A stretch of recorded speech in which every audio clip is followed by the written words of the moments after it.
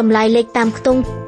តើតួលេខនីមួយៗនៃចំនួន 36.458 មានតម្លៃដូចម្តេចដើម្បីដឹងតម្លៃតួលេខនីមួយៗយើងត្រូវដឹងអំពីផ្នែកនិងខ្ទង់សម្រាប់ចំនួនទស្សភាគជាមុនសិនទី1ផ្នែកសញ្ញាចំណុចដែលនៅចំកណ្ដាលរវាងផ្នែកទស្សភាគដែលនៅខាងស្ដាំនិងផ្នែកគុតដែលនៅខាងឆ្វេងទី2ខ្ទង់ខាងផ្នែកទស្សភាគគេរាប់ពីឆ្វេងទៅស្ដាំគឺខ្ទង់ភាគ10ខ្ទង់ភាគរយនិងខ្ទង់ភាគពាន់រីឯខ្ទង់ខាងផ្នែកគុតគេរាប់ពីស្ដាំទៅឆ្វេងគឺខ្ទង់រាយខ្ទង់10និងខ្ទង់រយរហូតដល់ខ្ទង់ពាន់ខ្ទង់ម៉ឺនខ្ទង់សែននិងខ្ទង់លានជាបន្តបន្ទាប់ហើយចំនួន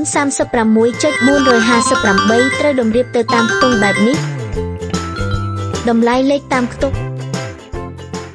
លេខ3នៅខ្ទង់10មានតម្លៃ3គុណនឹង10ស្មើនឹង30លេខ5នៅខ្ទង់រាយមានតម្លៃ6គុណនឹង1ស្មើនឹង6លេខ4នៅខ្ទង់ភាគ10មានតម្លៃ4គុណនឹង1លើ10ស្មើនឹង 0.4 ឬ4គុណនឹង 0.1 ស្មើនឹង 0.4 លេខ5នៅខ្ទង់ភាគរយមានតម្លៃ5គុណនឹង1លើ100ស្មើនឹង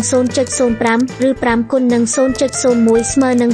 0.05 លេខ8នៅខ្ទង់ភាគពាន់មានតម្លៃ8គុណនឹង1លើ1000ស្មើនឹង 0.008 ឬ8គុណនឹង 0.001 ស្មើនឹង 0.008 គេអាចសរសេរជាទម្រង់ពង្រាយដូចខាងក្រោម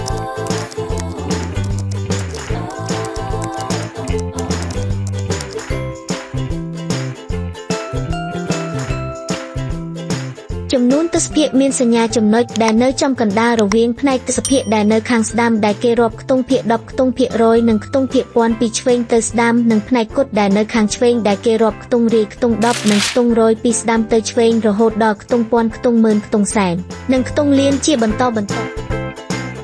លំហាត់ទី1ខ្ទង់គេឲ្យចំនួនទស្សភាគ 123.568 តើលេខ2នៃចំនួនខាងលើជាខ្ទង់អ្វីទី2តម្លៃលេខតាមខ្ទង់គេឲ្យចំនួនទស្សភាគ 123.568 តើលេខ1នៃចំនួនខាងលើមានតម្លៃស្មើនឹងប៉ុន្មាន